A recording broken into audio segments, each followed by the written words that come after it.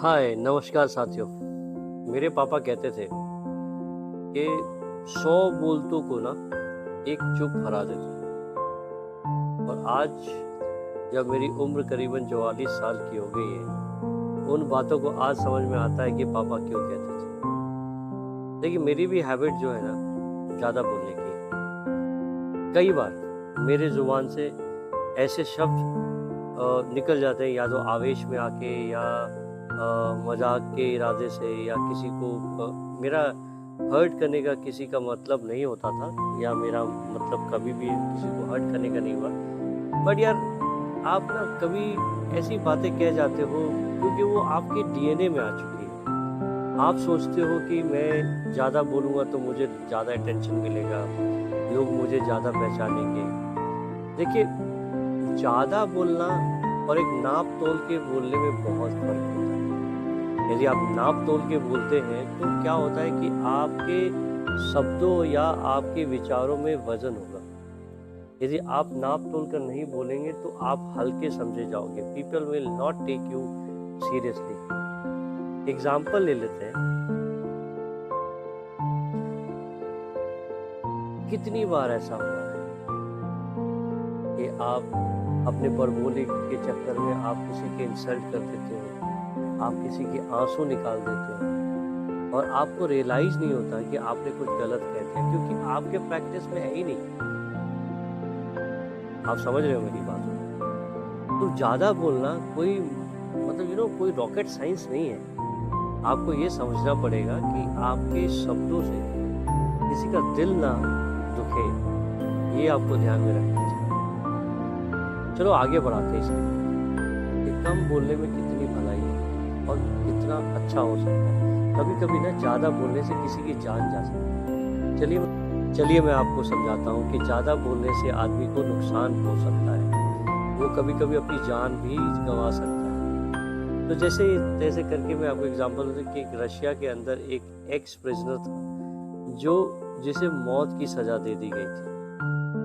राजा ने मौत का फरमान दे दिया था। सुबह उसको फांसी दे दी गई। फांसी देने क्या कह सकते, फांसी क्या प्रोसेस चालू की गई, रस्सी बांधी गई, लटका दिया गया और रस्सी टूट गई। रस्सी टूट गई तो मतलब वो जो प्रिजनर था वो उसकी मृत्यु नहीं हुई फांसी के चलते। अब सभी हैरान थे।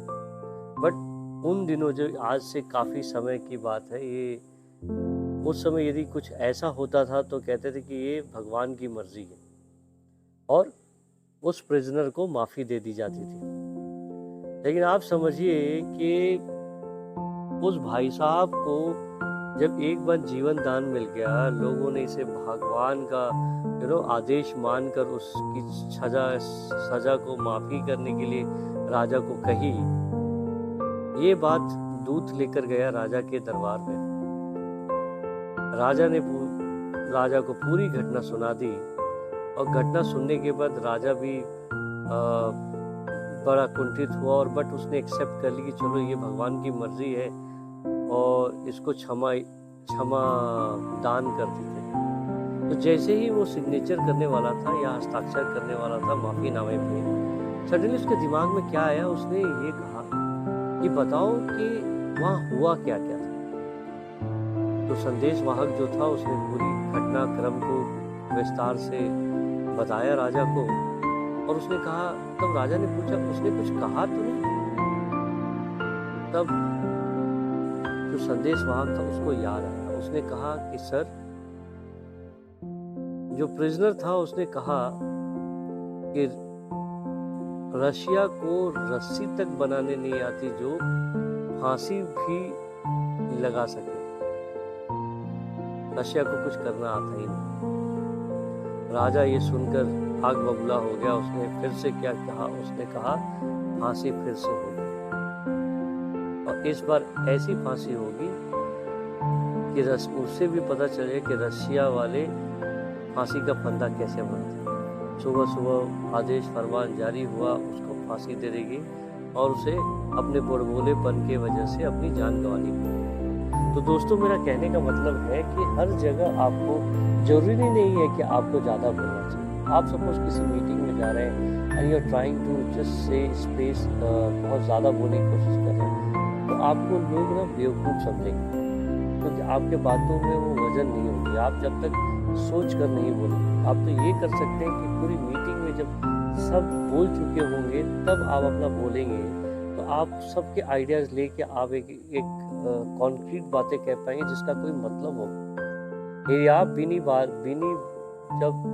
यदि आप हमेशा सोच रहे हो कि मैं ज़्यादा बोलूँगा तो मुझे लोग सीरियस लेंगे, ये आपकी गलत फहमी है। People will start taking you for granted, बोले ये तो हमेशा ऐसे उल्टा सीधा बात। और क्या होता है कि ज़्यादा बोलने के चक्कर में ना आप कुछ ऐसी बातें कह जाते हो कि जो आपको नहीं बोलनी चाहिए।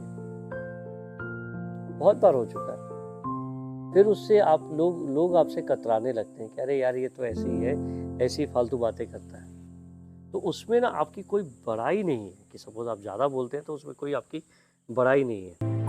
तो कोशिश कीजिए और हैबिट में लेकर आइए कि आप की बातों से किसी को तकलीफ ना पहुंचे, किसी को आप अपने आप को श्रेष्ठ साबित करने के लिए किसी को नीचा न दिखाएं।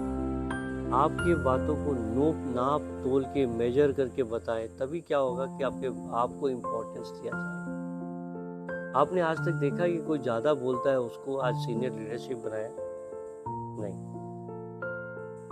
तो यदि आपको मेरा वीडियो पसंद आया होगा तो please do like, share and subscribe, और साथ में बेल आइकन हिट कर दीजिएगा, क्योंकि बेल आइकन हिट करने से क्या होता है कि मेरे को भी एक मोटिवेशन मिलता है कि मैं आपके साथ डेली रूबरू हूँ एक नए टॉपिक के साथ। सो विश्वास करिए, अपने जीवा पे कंट्रोल कीजिए और खुश रहें, आबाद रहें, और फिर से मिलते हैं अगले वीडियो में।